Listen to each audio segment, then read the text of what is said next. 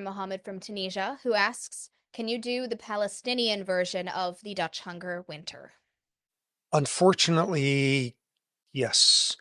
Okay, October 7th, Hamas's attack on Israel. Since then, Israel's something approximating total war on the population of Gaza. And soon after the start of it, an issue became food shortages in Gaza.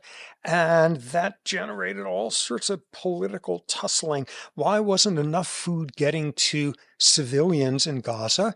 One interpretation coming from Israel, the United States, Hamas was intercepting food convoys, hijacking the food, keeping it for themselves, selling it for a profit. A Palestinian interpretation being the documented cases of West Bank settlers attacking convoys, blocking them. Who was more responsible for this? All sorts of confusion. And then it all became moot about 2 months ago on March 2nd, when this issue of not enough food convoys coming through was settled by Israel cutting off all food and water and electricity to Gaza. And since then, we have had the population there starving. Now, this, of course, generates a lot of controversy, as with everything related to this. Ooh, are they really starving?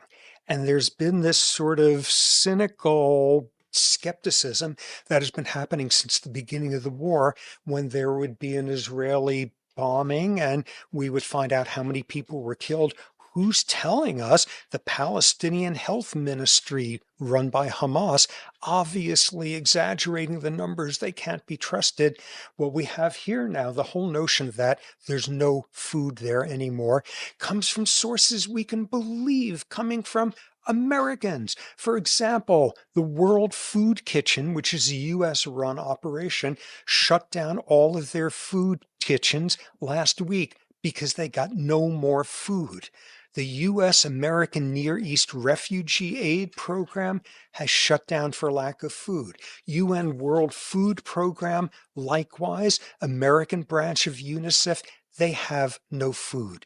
There is no food. There is no question that this is complete starvation going on there.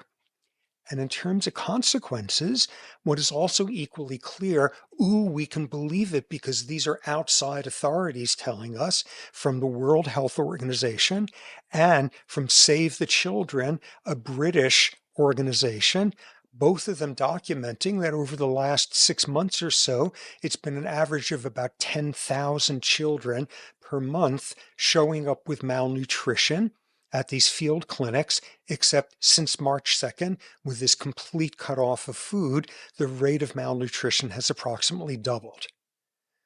Okay, so pretty clearly, this is like a textbook example of you're going to see a Dutch hunger winter effect on these kids, on fetuses and pregnant women.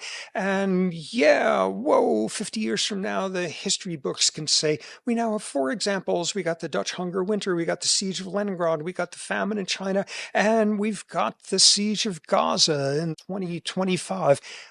Yeah. So that's one conclusion one can reach. Another conclusion is, yeah, these are now going to be kids who are going to be more at risk for metabolic diseases 50, 60 years from now. And all things considered, who cares?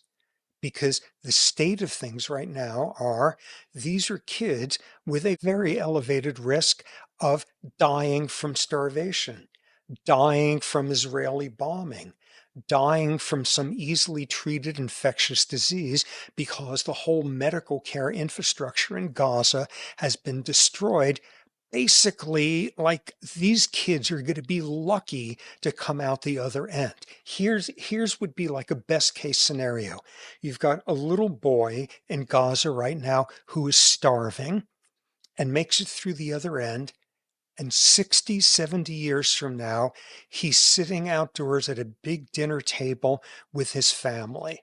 And he's an old guy. He's not very healthy. He's got diabetes. He's got high blood pressure.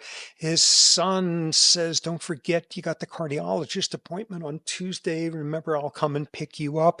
The grandkids tease grandpa because they caught him earlier sneaking some baklava or halava, some dessert.